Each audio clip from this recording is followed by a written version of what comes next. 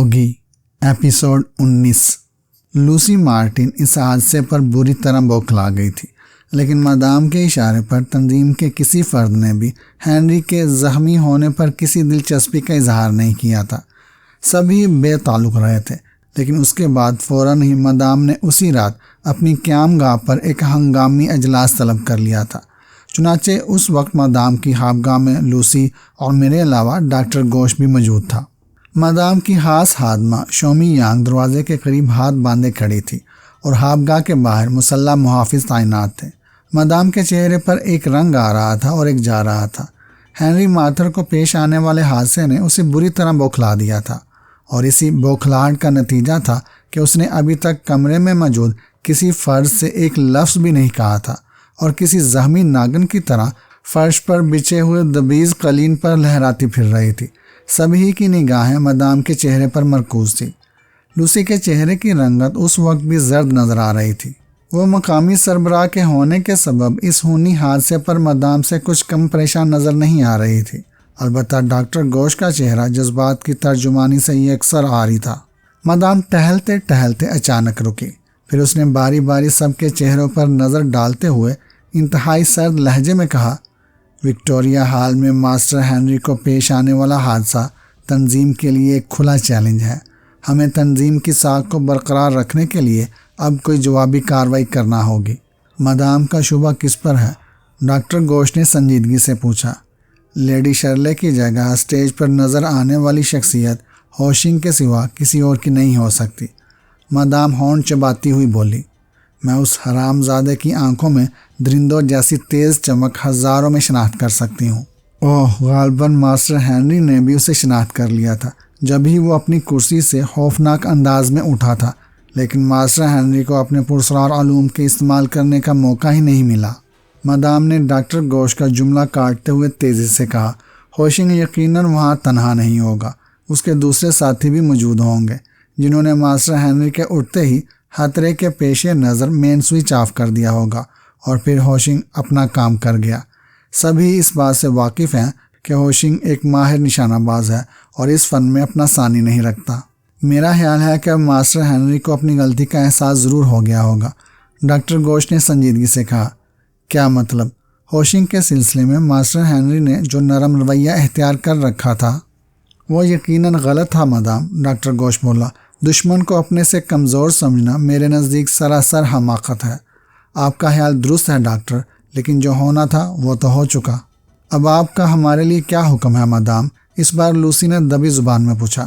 مجھے یقین ہے ہوشنگ اس وقت بھی لندن میں موجود ہوگا، مدام نے گہری سنجیدگی اور تشویش کے ملے جلے انداز میں جواب دیا۔ ماسٹر ہنری پر ایک بار پھر بھرپور وار کر لینے کے بعد اس کے حوصلے اور بلند ہو گئے ہوں گے، اور یہ بھی ممکن ہے کہ وہ ماسٹر ہنری کو اسپتال میں بھی موت کے گھاٹ اتارنے کی کوشش کرے، کیونکہ ہوشنگ اس بات کو بھی بخوبی جانتا ہے کہ جب تک ماسٹر ہنری ہمارے درمیان موجود ہیں وہ کھل کر سامنے نہیں آ سکتا۔ مجھے اس خطرے کا احساس ہے مدام، لوسی جلدی سے بولی۔ میں نے اس اندیشے کے پیش نظر اپنے قابل اعتماد آدمیوں کو اسپتال کی نگرانی پر مامور کر دیا ہے، بلکہ ہمارا ایک آدمی تو ہر وقت ماسٹر ہنری کے بستر کے قریب موجود رہتا ہے۔ میں نے اسے ماسٹر کا قریبی عزیز ظاہر کر کے کمرے میں مریض کے ساتھ رہنے کی اجازت دلوا دی ہے۔ مجھے تمہاری کارکردگی پر مکمل اعتماد ہے لوسی، لیکن یہ بھی مت بھولو کہ جو دشمن ہزاروں آدمیوں کی موجودگی میں بھی ماسٹر ہنری پر وار کر سکتا ہے وہ 10-12 آدمیوں کو خاطر میں بھی نہیں لائے گا۔ ایسی صورت میں تو صرف ایک ہی تدبیر کی جا سکتی ہے۔ وہ کیا؟ مدام نے لوسی کو وضاحت طلب نظروں سے گورتے ہوئے پوچھا۔ اگر ہم کسی طرح ماسٹر کو اسپتال کے بجائے اپنی رہائش گاہوں میں سے کسی ایک میں منتقل کر دے اور وہاں پرائیویٹ طور پر ان کا علاج ہو، تو پھر شاید ہوشنگ اپنے ناپاک ارادوں میں آسانی سے کامیاب نہیں ہو سکے گا۔ میں اس بارے میں پہلے ہی سوچ چکی ہوں، لیکن اول تو پولیس اس کی اجازت نہیں دے گی، دوسرے میں یہ بھی پسند نہیں کروں گی کہ ہمارا کوئی براہ راست تعلق اس حادثے سے ظاہر ہو۔ ایسی صورت میں پولیس کی توجہ ہماری جانب بھی مبذول ہو سکتی ہے۔ میرا مشورہ ہے کہ ماسٹر ہنری کا اسپتال میں رہنا زیادہ مناسب ہوگا، میں نے پہلی بار گفتگو میں حصہ لیتے ہوئے کہا۔ جہاں تک میرا اندازہ ہے ہوشنگ ماسٹر ہنری کو جان سے مارنے کی کوشش نہیں کرے گا۔ کوئی خاص وجہ مسٹر اجیت؟ مدام کے بجائے ڈاکٹر گوش نے مجھے وضاحت طلب نظروں سے گورتے ہوئے پوچھا۔ ابھی چند لمحے قبل مدام کے علاوہ دوسرے بھی اس بات کا اقرار کر چکے ہیں کہ ہوشنگ نشانہ بازی کے فن میں ثانی نہیں رکھتا۔ ایسی صورت میں اگر وہ چاہتا تو اسی وقت ماسٹر ہنری کا قصہ تمام کر سکتا تھا، جبکہ اس کے آدمیوں نے حال میں گپ اندھیرا کرنے کی خاطر مین سوئچ آف کیا تھا۔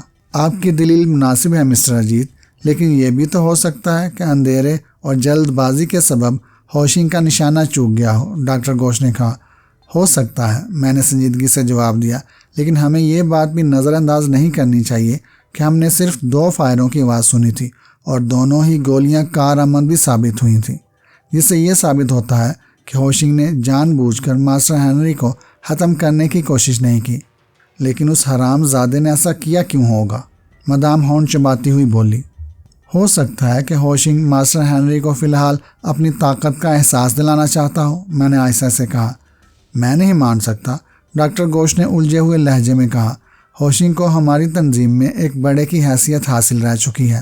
اس نے ماسٹر ہنری کے بہت قریب رہ کر کام کیا ہے۔ وہ یقیناً جانتا ہوگا کہ ماسٹر ہنری کی پرسرار قوتیں لامحدود ہیں۔ ایسی شکل میں یہ نہیں سوچا جا سکتا کہ اس نے دیدہ و دانستہ اپنے سب سے خطرناک دشمن پر کوئی اونچا حملہ کرنے کی کوشش کی ہوگی۔ بہرحال مدام تیزی سے بولی، ہمیں ماسٹر ہنری کی حفاظت ہر قیمت پر کرنی ہوگی اور اس کے ساتھ ساتھ ہوشنگ کو بھی ہر قیمت پر تلاش کرنا ہوگا۔ اس کی جسارتیں اب بڑھتی جا رہی ہیں۔ میرا مشورہ ہے مدام کہ ہمیں لندن سے باہر جانے والے تمام بحری و بری اور ہوائی راستوں کی فوری طور پر ناکہ بندی کر دینی چاہیے تاکہ ہوشنگ فرار ہونے میں کامیاب نہ ہو سکے، لوسی نے تجویز پیش کرتے ہوئے کہا۔ اس کے بعد ہم اس وقت تک ہوشنگ کی تلاش جاری رکھیں گے جب تک ماسٹر ہنری کو ہوش نہیں آ جاتا۔ مجھے یقین ہے وہ ہوش میں آنے کے بعد سب سے پہلے اپنے پرسرار علوم کے ذریعے ہمیں ہوشنگ کے ٹھکانے سے آگاہ کرنے کی کوشش کریں گے، کیونکہ ہوشنگ نے براہ راست ماسٹر ہنری پر حملہ کر کے وہ عہد توڑ دیا ہے جو بڑوں کے درمیان ایک مقدس عہد کے نام سے یاد رکھا جاتا ہے۔ آپ کا کیا مشورہ ہے ڈاکٹر؟ مدام نے ڈاکٹر سے سوال کیا۔ میں مس لوسی کی رائے سے اتفاق کرتا ہوں، ڈاکٹر سنجیدگی سے بولا۔ ماسٹر اجیت، مدام نے میرے چہرے پر نظریں مرکوز کرتے ہوئے کہا، مائیکل اور بارودود کے سلسلے میں آپ نے جو کارنامے انجام دیے ہیں وہ بے مثال ہیں، لیکن کیا ہوشنگ کے سلسلے میں آپ کوئی مؤثر اقدام نہیں کر سکتے؟ میں تنظیم کی خاطر اپنی زندگی بھی قربان کر سکتا ہوں اور مجھے قوی امید بھی ہے کہ اب ہوشنگ کی سرگرمیاں زیادہ دنوں تک برقرار نہیں رہ سکیں گی۔ میں نے حالات کے پیش نظر کہا، لیکن ہمیں ہوشنگ کی تلاش کی خاطر بھی ماسٹر ہنری کی ضرورت درپیش ہوگی اور وہ ابھی تک بے ہوشی کی حالت سے دوچار ہیں۔ ہاں، ماسٹر ہنری کی زندگی ہمارے اور تنظیم کے لیے بہت اہم ہے، مدام گہری سنجیدگی سے بولی۔ ہمیں ان کے ہوش میں آنے کا انتظار تو کرنا ہی پڑے گا اور اس دوران میں ہم ہوشنگ کی تلاش بھی جاری رکھیں گے، لوسی نے کہا۔ پولیس اس حادثے کے سلسلے میں کن لائنوں پر تفتیش کر رہی ہے؟ ڈاکٹر گھوش نے پوچھا۔ تحاتب مدام ہی سے تھا۔ پولیس کا خیال ہے کہ کسی ذاتی دشمنی کی وجہ سے ماسٹر ہنری پر قاتلانہ حملہ کیا گیا ہے۔ ماسٹر ہنری کے بیان کے بارے میں مدام نے کیا فیصلہ کیا ہے؟ ڈاکٹر نے سنجیدگی سے کہا۔ میرا خیال ہے کہ ماسٹر ہنری کا بیان بھی ہمارے لیے خاصی اہمیت رکھتا ہے۔ میں سمجھی نہیں ڈاکٹر۔ ہوش میں آنے کے بعد اگر ماسٹر ہنری نے ہوشنگ کا نام لیا تو یہ چیز تنظیم کے لیے زیادہ خطرناک ہوگی، ڈاکٹر گھوش کچھ سوچتے ہوئے بولا۔ ظاہر ہے کہ ہوشنگ کا نام آنے کے بعد پولیس اس کے پیچھے لگ جائے گی، اور اگر پولیس نے ہم سے پہلے ہوشنگ کو تلاش کر لیا تو ہوشنگ ہماری تنظیم کی اصلیت بے نقاب کرنے سے کبھی دریغ نہیں کرے گا۔ آپ نے یقیناً بڑی دانش مندی کی بات سوچی ہے ڈاکٹر، مدام نے کہا۔ ہمیں پولیس کے بیان لینے سے قبل کسی نہ کسی طرح ماسٹر ہنری کو ان خطرات سے آگاہ کرنا ہوگا اور یہ درخواست کرنی ہوگی کہ وہ ہوشنگ کا نام درمیان میں نہ آنے دیں۔ اس کا بندوبست میں کر لوں گی مدام، لوسی تیزی سے بولی۔ ہمارا وہ آدمی جو ہر وقت ماسٹر ہنری کے قریب موجود ہے نہایت آسانی سے آپ کا پیغام ماسٹر ہنری تک پہنچا دے گا۔ گڈ، مدام نے لوسی کو تعریفی نظروں سے دیکھتے ہوئے کہا۔ تم کل صبح پہلی فرصت میں اس آدمی کو اس بات کی تاکید کر دو کہ ماسٹر ہنری کے ہوش میں آتے ہی میرا پیغام اس تک پہنچا دے، اور اس بات کی تاکید بھی کر دے کہ ہوشنگ کا نام کسی قیمت پر بھی اس کے بیان میں نہیں آنا چاہیے۔ ایسا ہی ہوگا مدام، لوسی نے بڑے اعتماد سے جواب دیا۔ اس کے بعد ہوشنگ کی تلاش کے سلسلے میں ضروری منصوبے بنا کر میٹنگ برحاس کر دی گئی۔ ڈاکٹر گھوش اور لوسی کے ساتھ میں بھی اٹھ کھڑا ہوا، لیکن میں جانتا تھا کہ وکٹوریہ ہال میں جو حادثہ پیش آیا تھا اس میں میرے پرسرار دوست رابرٹ جم کی روح کا سب سے زیادہ دخل تھا۔ رابرٹ کی روح نے مجھ سے یہی کہا تھا کہ وہ ہوشنگ اور ہینری کا ٹکراؤ ضروری سمجھتا ہے اور اس طرح وہ ماسٹر ہینری کو ذہنی جھٹکے پہنچانے کا خواہش مند تھا۔ یقیناً یہی بات تھی کہ ہینری ابھی تک زندہ تھا، ورنہ اگر صرف ہوشنگ کے ارادے کو بھی دخل ہوتا تو وہ یقینی طور پر ہینری کو موت کے گھاٹ اتارنے سے بھی دریغ نہ کرتا۔ رابرٹ کی روح نے مجھ سے یہ بھی کہا تھا کہ میں مدام کے اوپر اپنی پرسرار قوتوں کا راز فاش کر دوں، لیکن ابھی تک میں ایسا نہیں کر سکا تھا، شاید اس لیے کہ حالات نے جس انداز میں رخ بدلا تھا اس نے مجھے اتنا موقع نہیں دیا تھا کہ میں رابرٹ کی خواہش کی تکمیل کر سکتا۔ میرا ذہن بڑی تیزی سے کام کر رہا تھا۔ ہینری مارتھر نے اپنی کئی پرسرار علوم مجھے سکھائے تھے، لیکن ابھی کچھ چیزیں باقی تھیں۔ میرے ذہن میں ایک خیال بڑی سرعت سے ابھرا۔ ہو سکتا ہے کہ رابرٹ نے جان بوجھ کر ہینری مارتھر کو چلنے پھرنے سے معذور کر دینے کی خاطر ہوشنگ کو اس کی ٹانگ اور ہاتھ کو نشانہ بنانے پر مجبور کر دیا ہو۔ ایسی صورت میں ظاہر تھا کہ ہینری مجھے اپنے باقی علوم بھی سکھا دیتا اور مجھے اپنا دست راز بنا کر تنظیم میں اپنی ساکھ برقرار رکھ سکتا تھا۔ یقیناً رابرٹ کی روح نے یہی منصوبہ اپنے ذہن میں مرتب کیا ہوگا۔ میرے ذہن میں خیال ابھرا اور پھر میری دھڑکن تیز ہونے لگی۔ جب میں لوسی کے ساتھ گھر واپس پہنچا تو اس وقت رات کے 12:30 کامل تھا۔ راستے میں ہمارے درمیان کوئی گفتگو نہیں ہوئی۔ شاید میری طرح لوسی بھی اپنے خیالات میں گم تھی۔ گھر پہنچ کر میں اپنے کمرے میں آیا، کپڑے تبدیل کیے، پھر کچھ سوچ کر میں نے اپنی خوابگاہ کو باہر سے بند کیا اور لوسی کے کمرے کی طرف آ گیا۔ وہ شب خوابی کا لباس پہن چکی تھی اور دروازہ بند ہی کر رہی تھی کہ میں وہاں پہنچ گیا۔ کیوں؟ مجھے دیکھ کر اس نے تعجب سے پوچھا۔ کوئی خاص بات یاد آ گئی؟ ہاں، میں نے اس خوابگاہ میں داخل ہو کر دروازہ اندر سے بولٹ کرتے ہوئے کہا، ذہن بری طرح تھکا ہوا ہے۔ میں نے سوچا شاید آج کی رات تمہارا حسین قرب میرے لیے زیادہ سکون بخش ثابت ہو۔ تم چاہتے ہو تو مدام کی باہوں میں بھی یہ رات گزار سکتے تھے۔ لوسی نے ایک توبہ شکن انگڑائی لیتے ہوئے کہا، پھر نائٹ بلب روشن کر کے باقی تمام روشنیاں گل کرتی ہوئی بستر پر میرے قریب آ گئی۔ اس کا جسم آج میرے لیے روز اول کی طرح پرکشش تھا، شاید اس لیے کہ میں لوسی سے سب سے زیادہ بے تکلف تھا۔ مدام کے ذہن پر آج ہینری مارتھر سوار ہے، میں نے لوسی کو اپنی باہوں میں سمیٹتے ہوئے کہا۔ ایسی عورتیں جو ذہنی طور پر الجھی ہوئی ہوں دوسروں کو سکون نہیں دے سکتی۔ ذہن تو میرا بھی الجھا ہوا ہے اجیت، لوسی بولی۔ ماسٹر ہینری تنظیم کے لیے اہم حیثیت رکھتا ہے اور ہوشنگ اسی حیثیت کو مجروح کرنے پر تلا ہوا ہے، میں نے اسپاٹ لہجے میں کہا۔ اجیت، لوسی نے چونکتے ہوئے کہا، کیا تمہیں اس بات کا یقین نہیں تھا کہ ڈریس شو میں ماسٹر ہینری پر حملہ کیا جانے والا ہے؟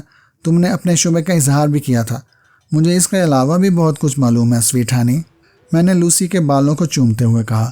کیا تمہیں یقین ہے کہ وہ آواز ہینری مارتھر کی تھی جس نے تمہیں مائیکل اور تاشی کے اغوا کے سلسلے میں مورگن کے رہائش گاہ کے تہخانے تک پہنچنے کی ہدایت کی تھی؟ وہ 100% ماسٹر ہینری ہی کی آواز تھی۔ کیوں؟ تمہیں کوئی شبہ ہے؟ لوسی بدستور میرے چہرے پر نظریں جمائے ہوئے بولی۔ وہ آواز، میں نے لوسی کو اس سے اور قریب کرتے ہوئے کہا، وہ آواز اسی پرسرار قوت کی تھی جو ہوشنگ کی پشت پناہی کر رہی ہے، اور جب تک اس کی لامحدود قوتیں ہوشنگ کے ساتھ ہیں، ماسٹر ہینری تو کیا تمہاری تنظیم کی تمام قوتیں مل کر بھی اس پرسرار قوت کا کچھ نہیں بگاڑ سکتی۔ یہ کہتے ہوئے اور ایسی ہی باتیں کرتے ہوئے ہم سو گئے۔ ہینری مارتھر کو ہر بات روز اول کی طرح یاد تھی۔ وہ پوری طرح ہوش و حواس میں نظر آ رہا تھا، لیکن کچھ کہتے کہتے اچانک خاموش ہو گیا تھا، اور اب اس کی پرسرار آنکھوں میں پھر الجھن اور غصے کی ملی جلی کیفیتیں نظر آ رہی تھیں۔ پھر کسی نے حال میں گپ اندھیرا کرنے کے لیے مین بٹن بند کر دیا تھا۔ میں نے اسے یاد دلانے کی خاطر کہا، میں اندھیروں کی بات نہیں کر رہا اجیت، وہ جلائے ہوئے لہجے میں بولا۔ اندھیرے اور اجالے ہینری مارتھر کے لیے کوئی حقیقت نہیں رکھتے، لیکن اسی منحوس شیطانی طاقت نے جو میرے راستے میں اندھیرے پھیلا رہی تھی، ایک بار پھر میری ذہنی قوتوں کو جیسے مفلوج کر دیا تھا۔ مجھے یاد ہے کہ تاریکی میں 2 فائر ہوئے تھے، ایک گولی میری کلائی کو چھیدتی ہوئی نکل گئی تھی اور دوسری ہینری نے نظریں جھکا کر اپنی سیدھی ٹانگ کو دیکھتے ہوئے اسے جنبش دینے کی کوشش کی تو کراہ اٹھا۔ دوسری گولی نے گھٹنے کی چپٹی ہڈی کو چکنا چور کر دیا تھا اور اس کے بعد آپ پر بے ہوشی طاری ہو گئی تھی۔ میں نے ہینری کو یاد دلایا، ہاں میں شاید بے ہوش ہو گیا تھا، لیکن مجھے شاید دوسرے ہی دن ہوش آ گیا تھا۔ ہینری نے تیسری بار کمرے کا جائزہ لیتے ہوئے کہا، میں اسی کمرے میں تھا۔ ہوش آنے کے بعد میں نے حالات کو اپنی پرسرار قوتوں کے ذریعے جاننے کی کوشش کی تھی، لیکن وہ شیطان پھر ایک ہیولے کی صورت میں نمودار ہو گیا اور اس نے میری قوت گویائی سلب کر دی۔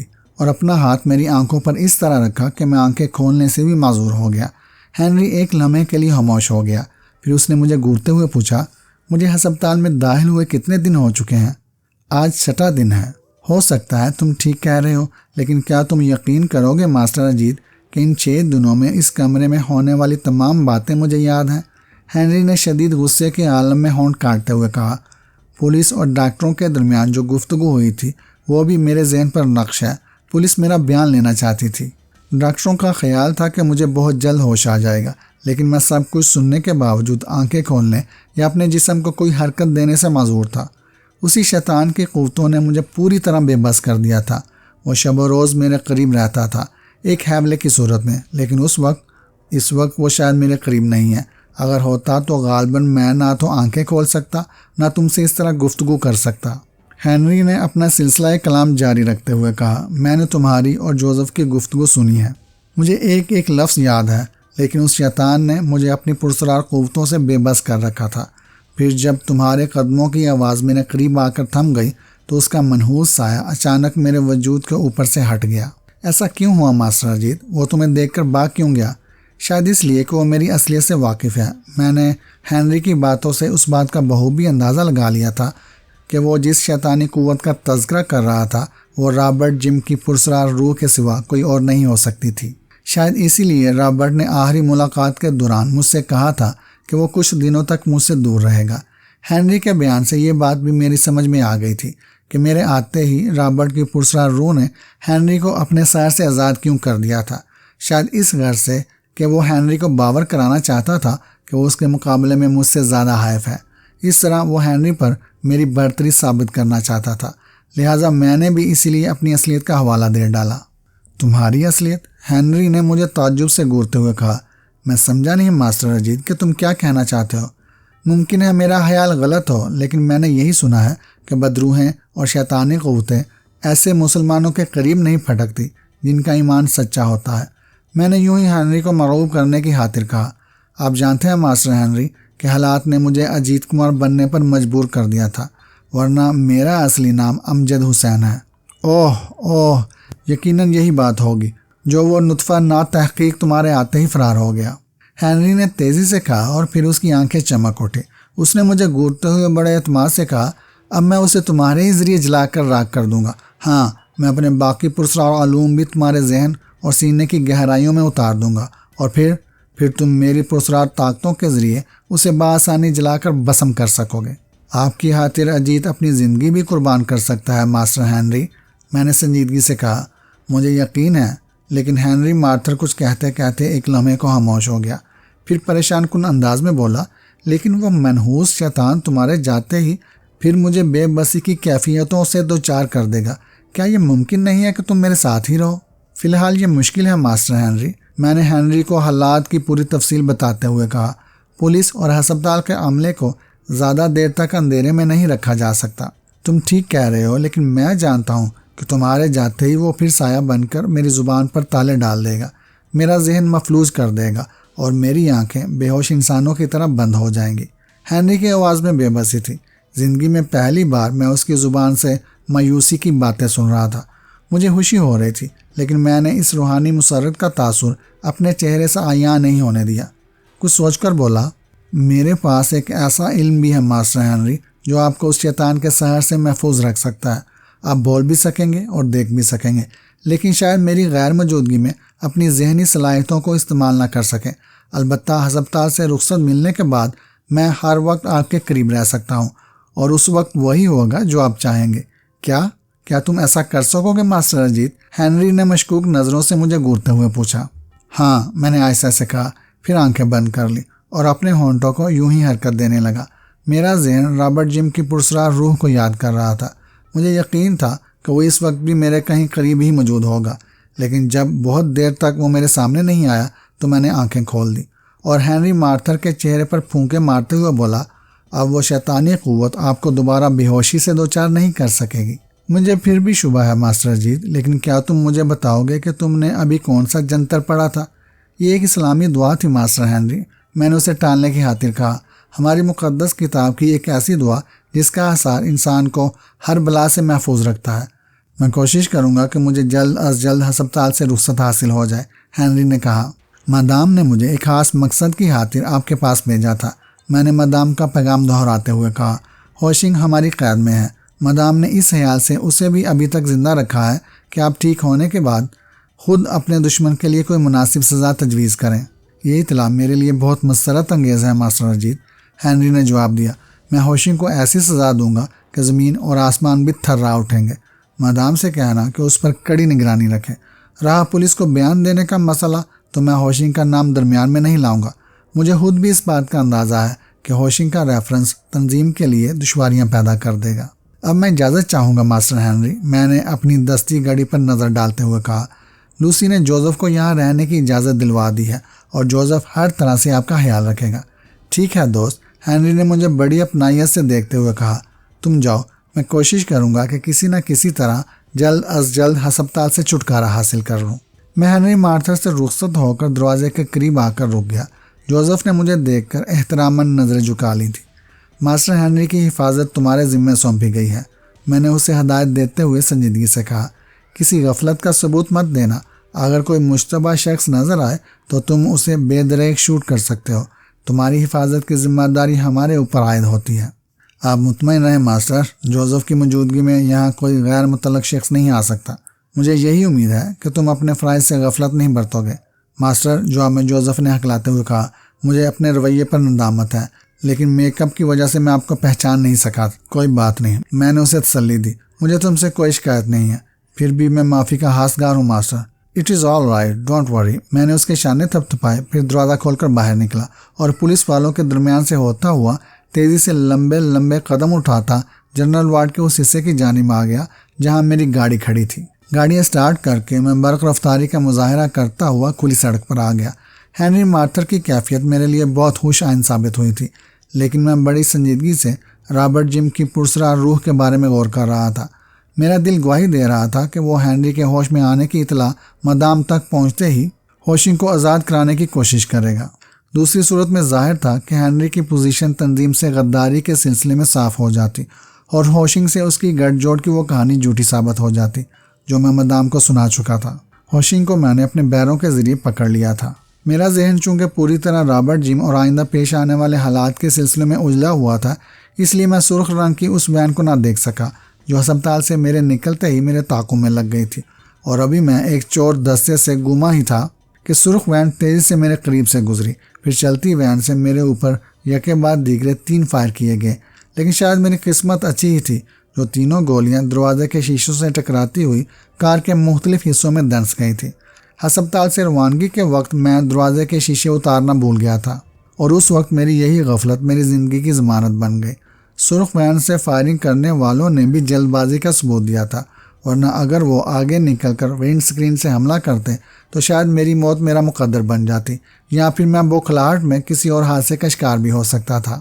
بہرحال فائرنگ کی آواز کے ساتھ ہی دروازے کا شیشہ ٹوٹنے کی آواز بھی سنائی دی تھی، اور غیر اختیاری طور پر میں نے اپنا پیر ایکسیلیٹر سے اٹھا کر بریک پر رکھ دیا تھا۔ چنانچہ حملہ کرنے والوں کا نشانہ ہتا ہو گیا تھا، اور اب سرخ وین برق رفتاری سے مجھ سے تقریباً 50 گز آگے نکل چکی تھی۔ فائر غالباً بے آواز ریوالور سے کیے گئے تھے، اس لیے کسی دوسرے کو علم نہیں ہو سکا تھا۔ ٹریفک اسی طرح جاری تھی جس طرح پہلے چل رہی تھی۔ میں نے فوری طور پر وہاں رکنے کا فیصلہ ملتوی کر کے اپنے پیروں کو دوبارہ ایکسیلیٹر پر رکھا تو گاڑی کی رفتار آہستہ آہستہ تیز ہونے لگی۔ میں نے یہی کوشش کی تھی کہ اسی وقت سرخ وین کا تعاقب کر کے حساب چکتا کر دوں، لیکن ٹریفک زیادہ ہونے کی وجہ سے مجھے اپنے ارادوں میں کامیابی نہیں ہو سکی اور مجبوراً مجھے اپنا ارادہ ملتوی کرنا پڑا۔ سرخ وین کا نمبر بوکھلاہٹ میں میرے ذہن میں محفوظ نہیں رہ سکا، اس لیے مجھے خود اپنے اوپر بھی شدید جلاہٹ ہو رہی تھی۔ البتہ یہ بات یقینی تھی کہ حملہ کرنے والوں کا تعلق ہوشنگ ہی کے گروہ سے رہا ہوگا۔ ہوشنگ کے ساتھ ہی ہنری مارتھر سے بھی بے خبر نہیں رہے ہوں گے، اور ہر اس شخص پر نظر رکھی جا رہی ہوگی جو ہنری کے کمرے میں جاتا ہوگا۔ ممکن ہے ان لوگوں نے ہنری کے قریب پہنچنے کی کوشش بھی کی ہو، لیکن رابرٹ کی پرسرار روح کی وجہ سے وہ اس کا کچھ نہ بگاڑ سکے ہوں۔ بہرحال میں خود اپنی غفلت پر جلاتا ہوا لوسی کی رہائش گاہ پر واپس آ گیا۔ پھر میں نے اس حادثے کی اطلاع مدام کو بھی دینی ضروری سمجھی تھی۔ اجیت، تمہیں کوئی نقصان تو نہیں پہنچا؟ مدام نے گھبرائے ہوئے لہجے میں میری خیریت دریافت کی۔ میں خیریت سے ہوں مدام، لیکن میرا خیال ہے کہ ہوشنگ کے ساتھی اب براہ راست میرے پیچھے لگ چکے ہیں۔ تم فکر مت کرو، مدام نے سرد آواز میں جواب دیا، اس حملے کا جواب فوری طور پر دیا جائے گا۔ میرے آدمی لندن کی شاہراہوں پر نظر آنے والی ہر سرخ وین کو گولیوں سے چھلنی کر دیں گے۔ نہیں مدام، میں نے تیزی سے کہا، یہ صورتحال مناسب نہیں ہوگی۔ رہا اس سرخ وین کا مسئلہ، تو مجھے یقین ہے کہ دشمنوں نے یا تو اسے چوری کیا ہوگا یا پھر اس کے نمبر ضرور تبدیل کر دیے ہوں گے۔ اگر تم اجازت دو تو میں اس سلسلے میں ہوشنگ کی زبان کھلوانے کی کوشش کروں، مدام نے پوچھا۔ نہیں، یہ بھی نامناسب ہوگا، میں نے لاپرواہی سے کہا۔ ہوشنگ کا شمار ان لوگوں میں نہیں کیا جا سکتا جو اذیتوں سے بچنے کی خاطر اپنی زبان کھول دیتے ہیں۔ اس کے علاوہ میں اپنے دشمنوں کو ہنسنے کا موقع فراہم کرنے کے اصول کے بھی خلاف ہوں۔ پھر تم نے کیا سوچا ہے؟ میں نے صرف اس حادثے کی اطلاع دینی ضروری سمجھی تھی، مدام۔ رہا ان لوگوں کا معاملہ جنہوں نے میرے اوپر حملہ کرنے کی کوشش کی تھی، تو میں یقین دلاتا ہوں کہ وہ زیادہ دنوں تک زندہ نہیں رہ سکیں گے، میں نے شفاق لہجے میں کہا۔ میری پراسرار قوتیں ہوشنگ ہی کی طرح ان کو بھی بہت جلد بے نقاب کر دیں گی اور پھر ان کا انجام بڑا بھیانک ہوگا۔ مدام کو چونکہ میں اپنی پراسرار قوتوں کے بارے میں بتا چکا تھا جن کی مدد سے میں نے ہوشنگ کو پکڑا تھا۔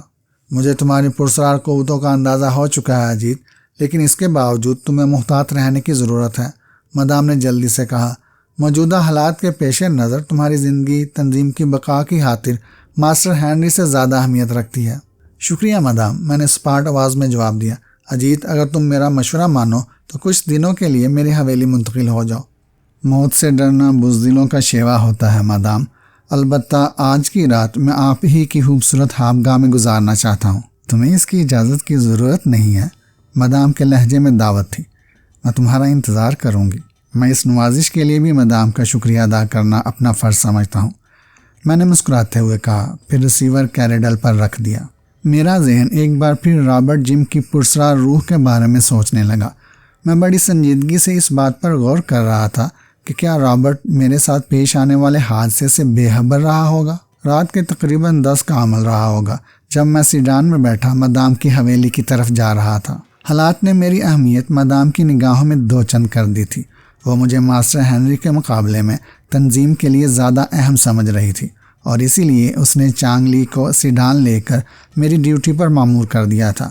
لوسی ابھی تک ہوشنگ کی نگرانی کے فرائض انجام دے رہی تھی۔ سیڈان اس وقت لندن کے ایک نائٹ کلب کے سامنے سے گزر رہی تھی جب میں نے اچانک چانگ لی کو گاڑی روکنے کی ہدایت کی تھی، اور چانگ لی نے نہایت پھرتی کا مظاہرہ کرتے ہوئے سیڈان کو فٹ پاتھ کے ساتھ ملا کر روک لیا تھا۔ پھر اس نے پلٹ کر وضاحت طلب نگاہوں سے میری طرف دیکھا۔ شاید گاڑی کو رکوانے کی وجہ دریافت کرنا چاہتا تھا، لیکن پھر کچھ سوچ کر اس نے اپنی زبان بند رکھی تھی۔ میں نے فوراً ہی سیڈان سے اترنے کی کوشش نہیں کی۔ آہستہ سے اپنی نشست پر پہلو بدل کر اس سرخ رنگ کی وین کو دیکھنے لگا جو براڈ وے سے نائٹ کلب کے باہر پارک تھی۔ نہ جانے کیوں مجھے اس بات کا شبہ ہو رہا تھا کہ یہ وہی وین ہے جس پر سے آج ہی مجھ پر خونی حملہ کیا گیا تھا۔ شاید میری چھٹی حس جاگ اٹھی تھی، اور میں نے اپنے شبے کی تصدیق کی خاطر اچانک ہی وین پر نظر پڑتے ہی سیڈان روکنے کا حکم دیا۔ چند لمحے میں سرخ وین کو دیکھتا رہا جس پر گابا انٹرپرائزز کے حروف اتنے موٹے موٹے تحریر تھے کہ دور ہی سے صاف نظر آ رہے تھے۔ چانگلی، کیا تمہارے پاس اس وقت ریوالور یا پستول نما کوئی چیز موجود ہے؟ میں نے کچھ سوچتے ہوئے پوچھا۔ یس ماسٹر، چانگلی تیزی سے بولا۔ کیا آپ کسی خطرے کی بو محسوس کر رہے ہیں؟ نہیں، میں اپنے ایک شعبے کی تصدیق کرنا چاہتا ہوں۔ مجھے حکم دو ماسٹر، چانگلی نے جلدی سے کہا۔ دشمنوں کا کھوج لگا کر انہیں موت کے گھاٹ اتارنا میرا محبوب مشغلہ ہے۔ تمہیں اس نائٹ کلب میں جا کر یہ معلوم کرنا ہے کہ سرخ وین میں آنے والے لوگ کون ہیں اور اس وقت کیا کر رہے ہیں، میں نے چانگلی کو سرخ وین دکھاتے ہوئے کہا۔ مجھے خوشی ہے ماسٹر کہ تم نے مجھے پہلی بار کوئی اہم کام سونپا ہے، میں ابھی واپس آتا ہوں، چانگلی نے سنجیدگی سے جواب دیا۔ پھر وہ کسی آدم اور چیتے ہی کے جیسے انداز میں سیڈان سے اتر کر نائٹ کلب کی طرف لپکا تھا۔ میں سیڈان میں بیٹھا حالات پر غور کرتا رہا۔ سرخ وین پر نظر پڑتے ہی میری چھٹی حس نے جس انداز میں مجھے خطرے کا احساس دلایا تھا وہ کارآمد بھی ثابت ہو سکتا تھا۔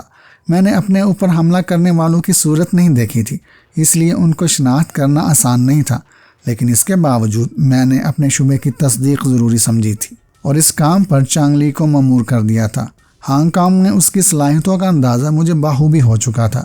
مجھے چانگلی کی واپسی کا زیادہ دیر انتظار نہیں کرنا پڑا۔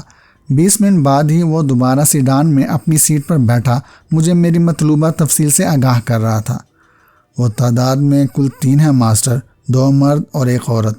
تینوں ہی شراب کے نشے میں دھت ہیں اور صورت و شکل سے پکے حرامی نظر آتے ہیں۔ لڑکی کا نام مارتھا ہے۔ مردوں میں سے ایک کا نام ایڈگر اور دوسرے کا نام ولیم ہے۔ مارتھا کی گفتگو سے میں نے یہی اندازہ لگایا ہے کہ وہ اسی نائٹ کلب میں کال گرل کی حیثیت سے ملازم ہے، اور ایڈگر اور ولیم سے اس کے گہرے ناجائز مناسب معلوم ہوتے ہیں۔ چانگلی نے مجھے ایک ایک بات پوری تفصیل سے بتاتے ہوئے کہا، ایڈگر اور ولیم مارتھا کو کسی ایسے شکار کو پھانسنے کے لیے بطور چارہ استعمال کرنے کا پروگرام بنا رہے تھے جس پر انہوں نے آج ہی اچانک حملہ کیا تھا، لیکن انہیں اپنے مقصد میں کامیابی نہیں ہوئی تھی۔ ایڈگر کہہ رہا تھا کہ اگر اس نے 3 روز کے اندر اس شکار کو ٹھکانے نہ لگایا تو اس کا باس اسے زندہ نہیں چھوڑے گا۔ ولیم کی منحوس صورت پر بھی یتیمی ہی برس رہی تھی۔ ماسٹر، کیا تمہیں انہی کی تلاش تھی؟ تم حیرت انگیز صلاحیتوں کے مالک ہو چانگلی، میں نے سنجیدگی سے کہا۔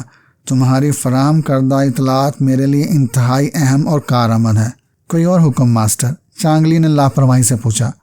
کیا یہ ممکن ہے کہ تم ایڈگر اور ولیم کو سرخ وینس میں تباہ کر دو؟ یہ میرے بائیں ہاتھ کا کھیل ہے ماسٹر، لیکن کیا ان دونوں کی موت کے بعد ہم اپنے دوسرے دشمنوں کا سراغ پا سکیں گے؟ ذہین بھی ہو، میں نے ایک بار پھر اس کی تعریف کرتے ہوئے کہا۔ دشمنوں کی نشاندہی کے لیے مارتھا بعد میں ہمارے کام آ سکتی ہے۔ یو آر رائٹ ماسٹر، چانگلی نے تیزی سے کہا۔ اس لڑکی کی شکل جینی سے ملتی جلتی ہے۔ اگر ہم اسے اغوا کر کے جینی کو اس کی جگہ معمور کر دیں تو دشمنوں کی تباہی نہایت بھیانک اور شاندار ہو سکتی ہے۔ گڈ، تم نے نہایت مفید مشورہ دیا ہے، میں نے چانگلی کی بھرپور صلاحیتوں کا اعتراف کرتے ہوئے کہا۔ پھر پوچھا، سرخ وین کی تباہی کے بارے میں تمہارے ذہن میں کیا پروگرام ہے؟ Time explosive. چانگ خطرناک انداز میں مسکرایا۔ مجھے اس کے لیے صرف چند منٹ درکار ہوں گے۔ سرخ وین کے سٹارٹ ہوتے ہی ٹائم ایکسپلوسو بھی اپنا کام شروع کر دے گا، اور پھر مقررہ وقت ختم ہوتے ہی وین کے چیتھڑے فضا میں منتشر ہو جائیں گے۔ ٹھیک ہے، اب تم سیڈان نائٹ کلب کے احاطے میں لے چلو، میں اتر کر اندر ہال میں جاؤں گا، اور تم اپنی کارروائی مکمل کر کے گاڑی میں موجود رہنا۔ اوکے ماسٹر، چانگلی نے مستعدی سے جواب دیا۔ پھر سیڈان کو سڑک پر تیزی سے بیک کر کے نائٹ کلب کے احاطے میں لے گیا۔ میرے مشورے پر اس نے سیڈان کو سرخ وین سے قدرے دور صدر دروازے کے قریب ہی پارک کیا تھا۔ کام ہوشیاری سے کرنا، کسی کو تمہاری حرکت پر شبہ ہو گیا تو کھیل خراب بھی ہو سکتا ہے، میں نے سیڈان کا دروازہ کھولتے ہوئے کہا۔ ایکسپلوسو کے بلاسٹ ہونے کا کیا ٹائم سیٹ کیا جائے ماسٹر؟ چانگلی نے تیزی سے پوچھا۔ 20 منٹ کافی ہوں گے، میں نے آہستہ سے کہا۔ پھر کچھ سوچ کر دوبارہ چانگلی کی طرف متوجہ ہوا۔ ہمارے مطلوبہ لوگ کس میز پر ملیں گے؟ ٹیبل نمبر 30 ماسٹر، میں جواب دیے بغیر سیڈان سے اتر کر صدر دروازے کی طرف بڑھنے لگا۔ چانگلی بددستور گاڑی کے اندر موجود تھا۔ میں نے صدر دروازے پر کھڑے ہوئے باوردی ملازم کے سلام کا جواب سر کی خفیف سی جنبش سے دیا، پھر ہال میں داخل ہو گیا، جہاں اس وقت اسٹیج پر ایک انتہائی اخلاق سوز فلور شو ہو رہا تھا۔ ہال میں شراب اور سگریٹ کے دھوئیں کی ملی جلی بو پھیلی ہوئی تھی۔ بیشتر جوڑے نشے میں دھت نظر آ رہے تھے۔ میں نے دروازے پر رک کر ایک نظر میز نمبر 30 پر ڈالی، پھر اسٹیج کی طرف نظر اٹھائی، جہاں ایک مقامی رقاصہ کپڑوں سے بے نیاز آرکیسٹرا کی دھن پر اپنے جسمانی نشیب و فراز کی نمائش انتہائی بیہودہ اور بونڈے انداز میں کر رہی تھی۔ چند ثانیے تک میں اسے دیکھتا رہا، پھر سیدھا کاؤنٹر کی طرف چلا گیا، جہاں اسٹولوں پر بھی لوگ بیٹھے ہوئے تھے۔ میں نے ایک خالی اسٹول پر بیٹھ کر بیئر کا آرڈر دیا اور پھر اپنا رخ جان بوجھ کر اس طرح ہال کی طرف کر لیا کہ میزوں پر بیٹھے ہوئے لوگ بآسانی مجھے دیکھ سکیں۔ بیئر کا بل میں نے پیشگی ادا کر دیا تھا تاکہ ہال سے فوری روانگی کی صورت میں کوئی دشواری پیش نہ آ سکے۔ میرے دشمن ابھی تک اپنی میز پر سر جوڑے سلام مشورے کر رہے تھے۔ میں نے آہستہ آہستہ بیئر کے چھوٹے چھوٹے گھونٹ لینے شروع کر دیے۔ کیا آپ خالی میز پر بیٹھنا پسند نہیں کریں گے؟ ایک خوبصورت کار گرل نے میرے قریب آ کر مسکراتے ہوئے دریافت کیا۔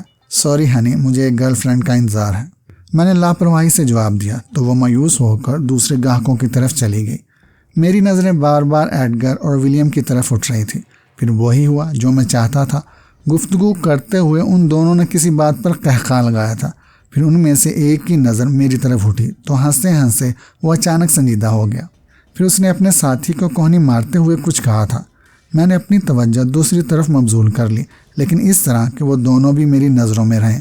میری غیر متوقع موجودگی نے غالباً ان دونوں کو حیران کر دیا تھا۔ پھر مارتھا نے بھی غور سے میری جانب دیکھا۔ میرا کام پورا ہو چکا تھا، اس لیے میں نے باقی بیئر بھی ایک ہی سانس میں ختم کی اور اپنی دستی گاڑی پر یوں ہی نظر ڈالتا ہوا اسٹول سے اتر کر بیرونی دروازے کی طرف بڑھ گیا۔ چانگلی سیڈان میں میرا منتظر تھا۔ مجھے دیکھ کر اس نے جلدی سے اپنی سیٹ چھوڑ دی، پھر نیچے اتر کر میرے لیے دروازہ کھول کر ایک طرف کھڑا ہو گیا۔ کیا تم نے اپنا کام مکمل کر لیا ہے؟ میں نے پچھلی سیٹ پر بیٹھتے ہوئے آہستہ سے دریافت کیا۔ یس ماسٹر، مجھے زیادہ دشواری پیش نہیں آئی، چانگ نے دروازہ بند کرتے ہوئے کہا، پھر گھوم کر اپنی سیٹ پر آ گیا۔ اسی لمحے میں نے ایڈگر اور ولیم کو بھی بیرونی دروازے سے باہر آتے دیکھا تھا۔ شاید وہ بھی مجھے سیڈان میں بیٹھتے دیکھ چکے تھے اور اب اپنی سرخ وین کی طرف بڑھ رہے تھے۔ اندر حال میں وہ شراب کے نشے میں دھت نظر آ رہے تھے، لیکن اس وقت ان کے قدموں میں معمولی سی لڑکھڑاہٹ بھی نہیں تھی۔ ماسٹر، کیا آپ ان دونوں کو دیکھ رہے ہیں؟ چانگ نے انجن سٹارٹ کرتے ہوئے کہا۔ ہاں، تم گاڑی نکال کر مسافاتی علاقے والی سڑک پر لے چلو، میں نے سرد لہجے میں کہا۔ میں ان کی تباہی کا انجام دیکھنے کے بعد ہی حویلی کی طرف جاؤں گا۔ چانگلی نے جواب دینے کے بجائے سیڈان نائٹ کلب کے احاطے سے باہر نکالی اور اسے بائیں جانب موڑ دیا۔ 2 منٹ بعد ہی سرخ وین بھی میرا تعاقب شروع کر چکی تھی۔ چانگلی نے سیڈان کی رفتار تیز کر دی۔ سرخ وین بدستور ہمارا تعاقب کر رہی تھی۔ میری نظریں بار بار اپنی دستی گاڑی کی جانب اٹھ رہی تھی۔ 15 منٹ کے اندر اندر ہم مضافات کی طرف جانے والی سنسان سڑک پر پہنچ چکے تھے۔ سرخ وین اب بھی برق رفتاری سے میرے پیچھے آ رہی تھی۔ آس پاس کوئی تیسری گاڑی نہیں تھی۔ چانگلی ہوشیاری سے رفتار بڑھا رہا تھا۔ سرخ وین اور سیڈان کا درمیانی فاصلہ اس وقت تقریباً 50 گز سے کچھ زیادہ ہی رہا ہوگا، جب اچانک ایک خوفناک دھماکہ ہوا، اور اس کے بعد وہی ہوا جو چانگلی نے کہا تھا۔ سرخ وین دھماکے سے ٹکڑے ٹکڑے ہو چکی تھی اور شعلے دور دور تک بکھرتے نظر آ رہے تھے۔ رفتار بہت کم کرنا چانگلی، میں نے جلدی سے کہا۔ ہمیں حویلی جانے کے لیے آگے سے گھوم کر دوسرا راستہ اختیار کرنا ہوگا۔ میرا بھی یہی خیال ہے ماسٹر، چانگلی نے مسکراتے ہوئے کہا۔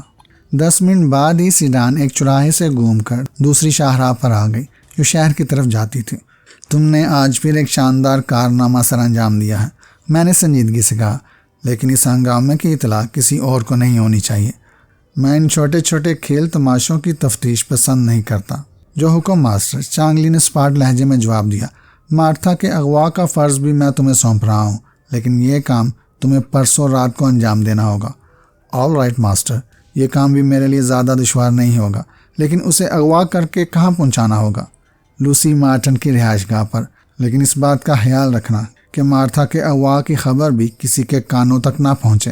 آپ چانگلی پر اعتماد کر سکتے ہیں ماسٹر، میں نے تمہاری صلاحیتوں کے پیش نظر ہی تمہیں یہ کام سونپا ہے، اور اسی لیے میں نے ہانگ کانگ سے تمہیں لندن بلوایا تھا۔ مجھے یقین ہے کہ تم بہت جلد تنظیم کے ایک اہم رکن ثابت ہوگے۔ تھینکس ماسٹر، آپ مجھے ہمیشہ اپنا بہترین غلام پائیں گے۔ سیڈان کی رفتار 70 میل فی گھنٹہ سے بھی تجاوز کرتی جا رہی تھی۔ میں نے چانگلی سے پھر کوئی بات نہیں کی اور پوچھ سے ٹک کر گابا انٹرپرائزر کے بارے میں سوچنے لگا۔ جہانی مائیکل نے اپنی گرفتاری کے بعد مجھے یہی بتایا تھا کہ ہوشنگ ہماری تنظیم کے مقابلے میں ایک اور تنظیم قائم کرنا چاہتا ہے، اور میں مائیکل کے اس بیان کی روشنی میں گابا انٹرپرائزز کے بارے میں غور کر رہا تھا، جس کے 2 کارندے کچھ دیر پیشتر سرخ وین کے ساتھ ہی ہاک ہو چکے تھے۔ میں مدام کی خوابگاہ والی راہداری ہی میں تھا کہ شومی یانگ نے مجھے دیکھ لیا۔ اوہ ماسٹر اجیت، مدام تقریباً 1 گھنٹے سے آپ کو فون کر رہی ہیں، شومی نے جلدی سے کہا۔ رہائش گاہ سے مس جوزفین نے یہی بتایا تھا کہ آپ گھر سے ٹھیک 10 بجے روانہ ہوئے تھے۔ کوئی خاص بات؟ میں نے شومی کی سنجیدگی پر غور کرتے ہوئے پوچھا۔ مدام نے کچھ نہیں بتایا، البتہ وہ اس وقت بے حد مضطرب نظر آ رہی ہیں۔ لباس کون سا پہن رکھا ہے؟ نائٹ گاؤن، شومی روانی میں کہہ گئی، پھر مجھے شوق نظروں سے دیکھنے لگی۔ پھر ٹھیک ہے، میں نے لاپرواہی سے کہا۔ مجھے معلوم ہے کہ مدام کیوں بے چین ہیں۔ آپ خوش قسمت ہیں ماسٹر، شومی کی آواز میں محبت کی چاشنی تھی، اور بہت جلد تم بھی خود کو خوش قسمت سمجھنے لگو گی۔ میں نے راہداری میں شومی کو پکڑ کر اس کے حسین رخساروں کو چومتے ہوئے کہا، اور مدام کی خوابگاہ میں داخل ہو گیا۔ شومی کا بیان غلط نہیں تھا۔ مدام پریشانی کے عالم میں دبیز قالین پر ٹہل رہی تھی۔ مجھے دیکھتے ہی اس کے چہرے کا کھنچاؤ ختم ہو گیا تھا۔ تمہیں گھر سے روانہ ہوئے پورے 2 گھنٹے ہو چکے ہیں، راستے میں کہاں رہ گئے تھے؟ حالات مخدوش صورت اختیار کرتے جا رہے ہیں مدام، میں نے اطمینان سے ایک آرام کرسی پر نیم دراز ہوتے ہوئے جواب دیا۔ راستے میں میرا ٹکراؤ پھر اسی سرخ وین سے ہو گیا تھا جس پر سے مجھ پر حملہ کیا گیا تھا۔ اوہ، تو کیا انہوں نے دوبارہ؟ نہیں، اس بار میں نے پہل کی تھی، اور نتیجے کے طور پر سرخ وین ایک دھماکے سے تباہ ہو گئی۔ گویا اب تنظیم کے ہیڈ کوارٹر کو ہی انہوں نے اکھاڑا منتخب کیا ہے۔ مدام ہارن چباتے ہوئے بولی، کیا تم مجھے تفصیل بتانا پسند کرو گے؟ جواب میں نے سرخ وین کی تباہی، ایڈگر اور ولیم کی موت کی تمام تفصیل دہرا دی، البتہ چیانگ کی کارکردگی درمیان سے حذف کر گیا۔ کیا تمہیں یقین ہے کہ سرخ وین کی تباہی کے بعد آئندہ اس قسم کی وارداتیں نہیں ہوں گی؟ قبل از وقت کیا کہا جا سکتا ہے مدام، میں نے لاپرواہی سے کہا۔ کیوں؟ کیا تمہاری پرسرار قوتیں تمہیں مستقبل کے خطروں سے آگاہ نہیں کرتی؟ مدام نے نہایت لگاوٹ سے میرے ہی صوفے پر خود کو زبردستی ٹھونستے ہوئے پوچھا۔ خطرات سے کھیلنا میری عادت ہے مدام، لیکن میری موجودگی میں آپ کو پریشان ہونے کی ضرورت نہیں۔ رہا میری پرسرار قوتوں کا مسئلہ، تو میں اس وقت ان کو قطعی طور پر فراموش کر چکا ہوں۔ اوہ، لیکن کیوں؟ اس لیے کہ میں مدام کی حسین خوابگاہ میں ہوں، جہاں جسمانی قوتوں کا معاملہ پرسرار قوتوں سے زیادہ اہم ہے۔ تم واقعی حیرت انگیز خوبیوں کے مالک ہو اجیت، مدام نے کہا اور دوسرے صوفے پر چلی گئی۔ وہ میرے لیے اپنے ہاتھوں سے جام تیار کرنے لگی، جس کا اہتمام غالباً پہلے ہی کیا گیا تھا۔ میں کچھ دیر خاموش بیٹھا مدام کے جسم کو گھورتا رہا، پھر میں نے کچھ سوچ کر پوچھا، کیا آپ نے لندن کے کسی مقامی ادارے گابا انٹرپرائزز کے بارے میں کچھ سنا ہے؟ گابا انٹرپرائزز؟ مدام اس نام پر چونکے بغیر نہ رہ سکی۔ پھر اس نے جام میری طرف بڑھاتے ہوئے پوچھا، تم نے خاص طور پر اس وقت گابا انٹرپرائزز کا ذکر کیوں کیا ہے؟ سرخ وین پر اسی ادارے کا نام موٹے موٹے حروف میں درج تھا، میں نے بدستور لاپرواہی سے کہا، پھر جام اٹھا کر اس کی چسکی لینے لگا، لیکن میں مدام کے تاثرات دیکھ رہا تھا۔ گابا انٹرپرائزز کے نام پر وہ گہری سوچ میں کھو گئی تھی۔ اجیت، مدام کچھ توقف کے بعد 2 بڑے گھونٹ لیتے ہوئے بولی، تمہیں شاید یاد ہوگا کہ کچھ لوگوں نے لوسی مارٹن کو اغوا کرنے کی کوشش کی تھی۔ ہاں، لیکن وہ بات خاصی پرانی ہو چکی ہے۔ میرا خیال ہے جوزفین کے اغوا میں بھی یقیناً انہی لوگوں کا ہاتھ ہوگا۔ ممکن ہے ہوشنگ نے گابا کے ساتھ ہی ساز باز کر لی ہو۔ مدام کی آنکھوں میں الجھن کے تاثرات تھے۔ گابا، میں نے اس نام کو ٹکڑوں میں دہراتے ہوئے کہا، خوبصورت نام ہے۔ جتنا اس کا نام خوبصورت ہے، اتنا ہی وہ بدصورت اور خطرناک بھی ہے، مدام نے کہا۔ لندن کے اونچے حلقوں میں بے حد مشہور ہے، اور بڑے بڑے لارڈز بھی اس کی دوستی کا دم بھرتے ہیں۔ جانتے ہو کس لیے؟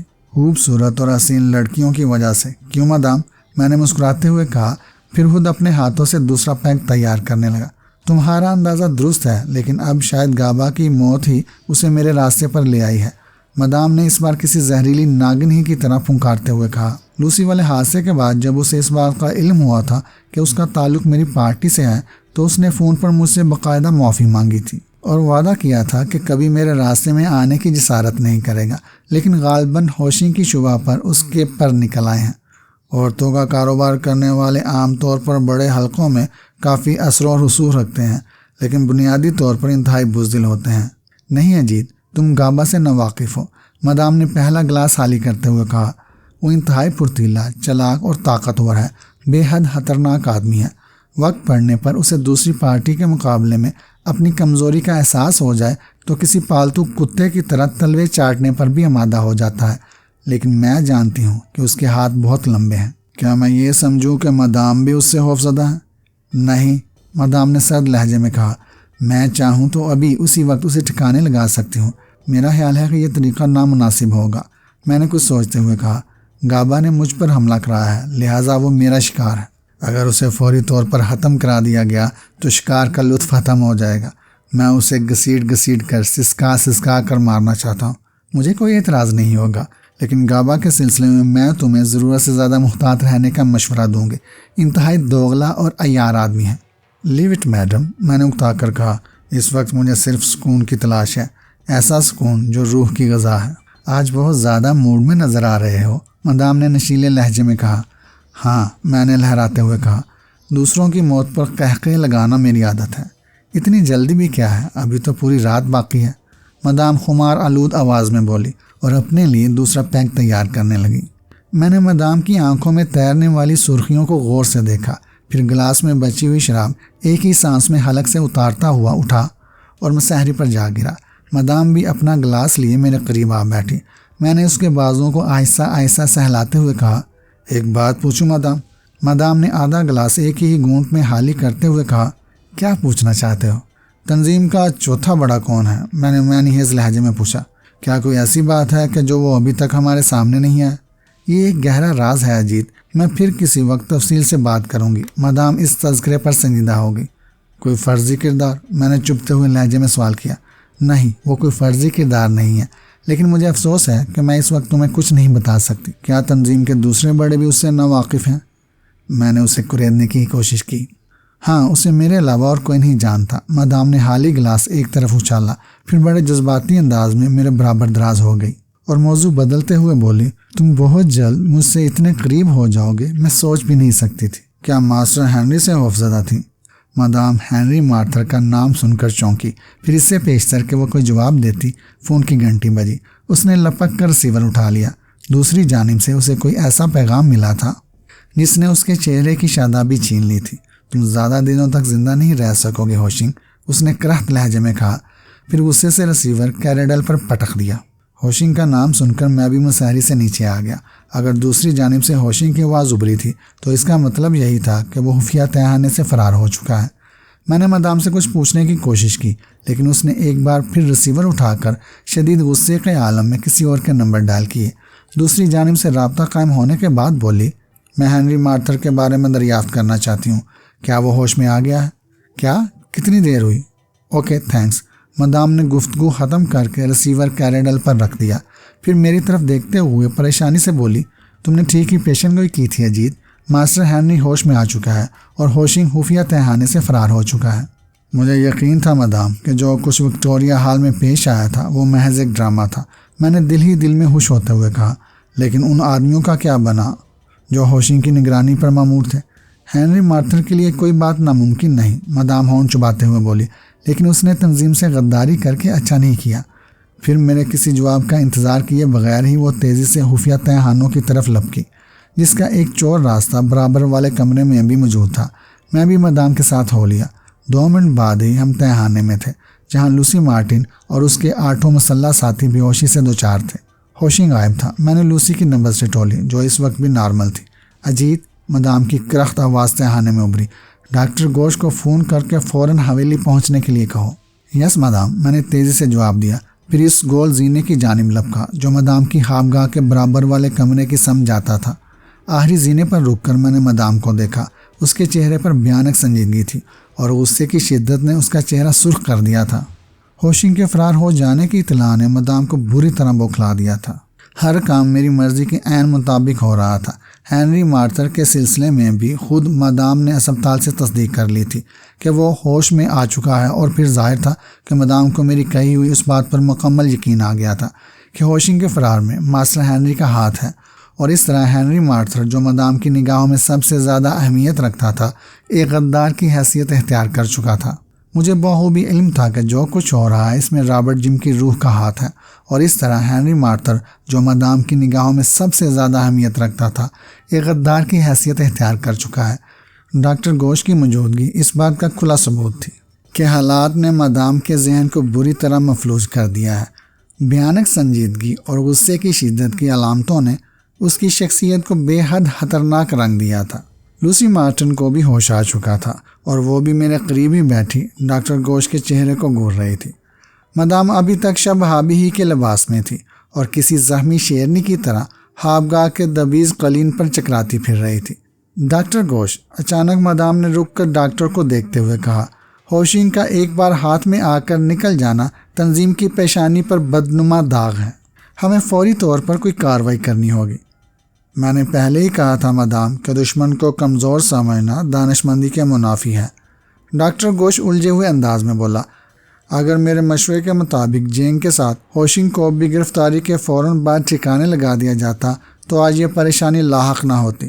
تمہارا مشورہ اپنی جگہ 100% ٹھیک تھا ڈاکٹر، لیکن میں نے مصلحتاً ہوشنگ کو ایک محسوس وقت تک زندہ رکھنا چاہا تھا۔ کیا میں اس کی اہمیت دریافت کر سکتا ہوں؟ ڈاکٹر نے چونکتے ہوئے مدام کو گورا۔ میرا خیال تھا وکٹوریہ ہال میں ماسٹر ہنری کو پیش آنے والا واقعہ محض ایک ڈرامہ تھا، جسے انتہائی خوبصورتی اور مہارت کے ساتھ ہماری نظروں میں دھول جھونکنے کی خاطر پیش کیا گیا تھا۔ مدام نے ہونٹ کاٹتے ہوئے کہا، میں نے اسی شبے کی خاطر ہوشنگ کو زندہ رکھا تھا۔ میں سمجھا نہیں مدام، ڈاکٹر گوش نے الجھتے ہوئے انداز میں کہا۔ ڈاکٹر، مدام نے براہ راست ڈاکٹر کی آنکھوں میں جھانکتے ہوئے سنجیدگی سے جواب دیا۔ ہوشنگ نے خود ہی فون پر مجھے اپنے فرار کی اطلاع دی تھی، اور اس کے فوراً بعد میں نے اسپتال فون کر کے اس بات کی تصدیق بھی کر لی تھی کہ ماسٹر ہنری کو ہوش آ گیا ہے۔ پھر ڈاکٹر نے پلکیں جھپکاتے ہوئے سوال کیا۔ مدام کی بات ابھی تک اس کی سمجھ میں نہیں آ سکی تھی۔ پھر میرے اس شبے کی تصدیق ہو گئی جس کی وجہ سے میں نے ہوشنگ کو زندہ رکھا تھا، مدام خشک آواز میں بولی۔ وکٹوریا ہال میں اگر ہوشنگ چاہتا تو ماسٹر ہنری کو ٹھکانے بھی لگا سکتا تھا، لیکن اس نے محض ہنری مارتھر کو زخمی کرنے پر اکتفا کی تھی، اور اب ماسٹر ہنری کے ہوش میں آتے ہی ہوشنگ ہمارے 8 بہترین آدمیوں کو بے ہوشی کی حالت سے دوچار کر کے صاف نکل گیا۔ اب بھی کسی وضاحت کی ضرورت باقی رہ جاتی ہے۔ گویا مدام کا خیال ہے کہ ماسٹر ہنری اور ہوشنگ نے تنظیم کے خلاف کوئی ساز باز کر رکھی ہے۔ ڈاکٹر نے ایک بار پھر چونکتے ہوئے پوچھا۔ ہاں، مدام نے مجھ پر ایک اچھٹتی ہوئی نظر ڈالتے ہوئے سنجیدگی سے کہا۔ اس شبے کی تصدیق ہو جانے کے بعد مجھے یقین ہو گیا ہے کہ ماسٹر ہنری بھی ہوشنگ کی طرح تنظیم سے غداری کا مرتکب ہوا ہے۔ یہ انکشاف میرے لیے حیرت انگیز ہے۔ ڈاکٹر کرسی پر پہلو بدلتے ہوئے بولا۔ ماسٹر ہنری پرسرار قوتوں کا مالک ہے۔ وہ چاہتا تو خود کو زخمی کرائے بغیر بھی تنظیم کو نقصان پہنچا سکتا تھا۔ میں نہیں سمجھ سکتا کہ اس نے محض ہوشنگ کو اپنے ساتھ شامل کرنے کے لیے اتنا خطرناک طریقہ کار کیوں اختیار کیا۔ اگر وہ چاہتا تو اپنی ماورائے طاقتوں کے ذریعے بھی ہوشنگ کو اپنا غلام بنا سکتا تھا۔ اس کا جواب خود ہنری ہی بہتر طور پر دے سکتا ہے، لیکن حالات جس انداز میں سامنے آئے ہیں انہوں نے اس کی پوزیشن کو مشکوک بنا دیا ہے۔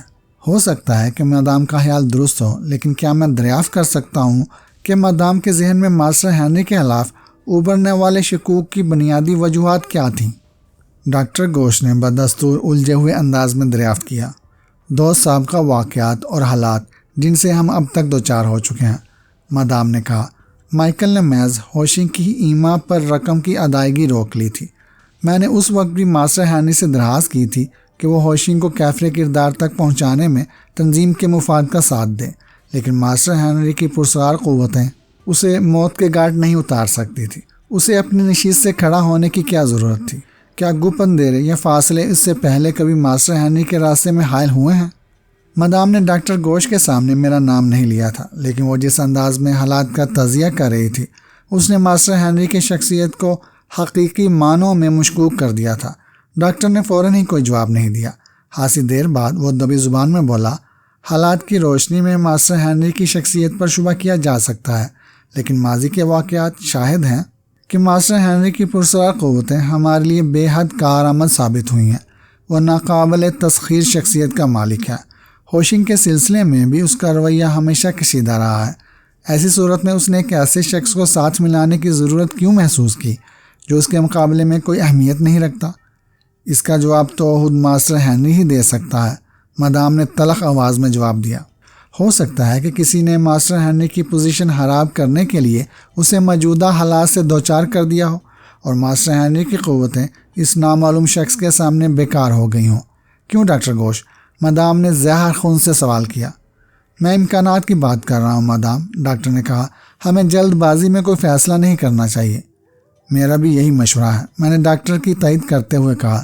جب تک ماسٹر ہنری ہسپتال سے رخصت نہیں پا لیتا ہمیں کوئی نتیجہ اخذ نہیں کرنا چاہیے۔ اس کے بعد ہم ہوشنگ کی سرکوبی کے لیے ماسٹر ہنری کی پرسرار قوتوں کو دعوت دیں گے۔ یہ بات مناسب رہے گی، ڈاکٹر تیزی سے بولا۔ اگر اس کے باوجود ماسٹر ہنری نے معذوری ظاہر کی تو ہم اسے ہوشنگ کے ساتھ ساز باز کرنے کے سلسلے میں سوچنے پر مجبور ہو جائیں گے۔ ڈاکٹر، مدام نے خشک لہجے میں کہا، کیا یہ مناسب نہ ہوگا کہ میں دشمن کو اس کے قدموں پر دوبارہ کھڑے ہونے سے پیشتر ہی ختم کرا دوں؟ اگر یہ مدام کا آخری فیصلہ ہے تو ہمیں انکار نہیں، ڈاکٹر گوش نے سپاٹ آواز میں جواب دیا۔ تمہارا کیا خیال ہے ماسٹر اجیت؟ مدام نے پوچھا۔ میرا خیال ہے کہ ہمیں اس وقت تک انتظار کرنا چاہیے جب تک ماسٹر ہنری اسپتال میں ہے، میں نے دبی زبان میں کہا۔ ٹھیک ہے، میں تنظیم کے 2 بڑوں کی رائے سے اتفاق کرتی ہوں، لیکن ہوشنگ کے سلسلے میں ہماری خاموشی اسے مزید ہوشسر بنا دے گی۔ ہو سکتا ہے کہ وہ لندن سے کہیں دور چلا جائے۔ ایسی صورت میں اس کی تلاش ہمارے لیے زیادہ دشوار ہوگی۔ اگر ہوشنگ کو ماسٹر ہنری کی حمایت حاصل ہے تو اسے لندن سے باہر جانے کی کیا ضرورت ہے؟ ڈاکٹر نے ایک بار پھر کرسی پر پہلو بدلتے ہوئے کہا۔ کیا ماسٹر ہنری کی پرسرار قوتیں اس کا تحفظ نہیں کر سکتی؟ بہرحال ہمیں تنظیم کی بقا کے لیے فوری طور پر کوئی جوابی کارروائی کرنی ہوگی۔ مدام نے ہونٹ چباتے ہوئے کہا، میں آپ لوگوں کو کل شام تک غور کرنے کا موقع دیتی ہوں۔ مدام کا اشارہ واضح تھا، اس لیے میٹنگ برحاس ہو گئی۔ لوسی اور ڈاکٹر گوش کے ساتھ میں بھی جانے کے لیے اٹھا، لیکن مدام نے مجھے روک لیا، اور جب ہم ہاپگاہ میں تنہا رہ گئے تو مدام نے کہا، اجیت، کیا تم اپنی قوتوں سے ہوشنگ کا دوبارہ پتہ نہیں لگا سکتے؟ ہوشنگ کا پتہ چلانا میرے لیے دشوار نہیں ہے، لیکن میرا مشورہ ہے کہ ہنری کے ہسپتال سے رخصت ہونے تک ہمیں خاموشی اختیار کرنی چاہیے، اور اگر اس عرصے میں ہوشنگ ہماری دسترس سے دور ہو گیا تو؟ ایسا ناممکن ہے، میں نے وثوق سے کہا۔ ہوشنگ ہنری مارتھر کو چھوڑ کر لندن سے باہر نہیں جائے گا۔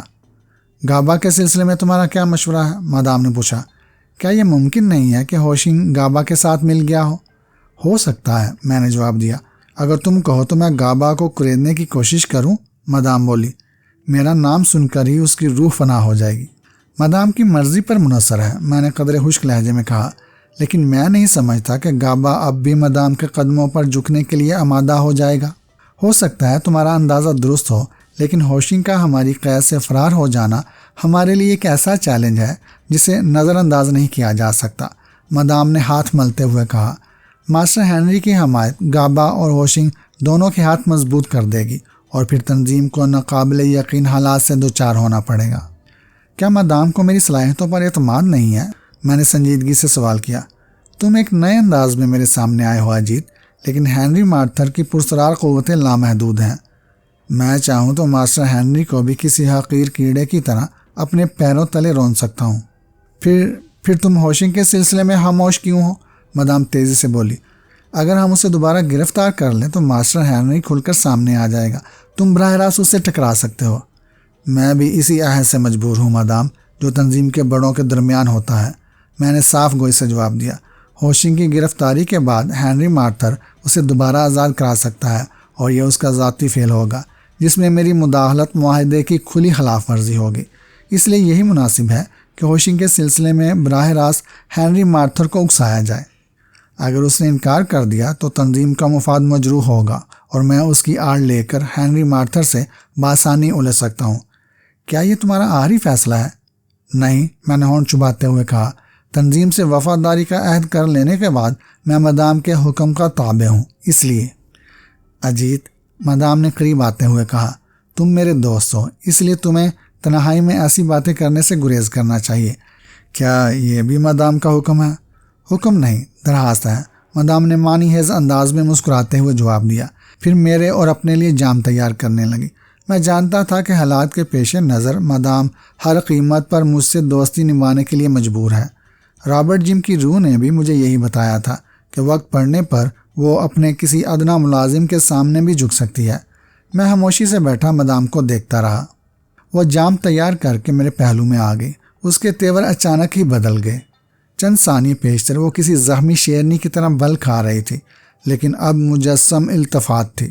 میں نے اس کے حسین قرب کو مسکراتی نظروں سے دیکھا، پھر ایک ہاتھ سے جام اٹھا کر ہونٹوں سے لگایا اور دوسرا بڑھا کر مدام کے گنگناتے وجود کو اپنی آغوش میں کھینچ لیا۔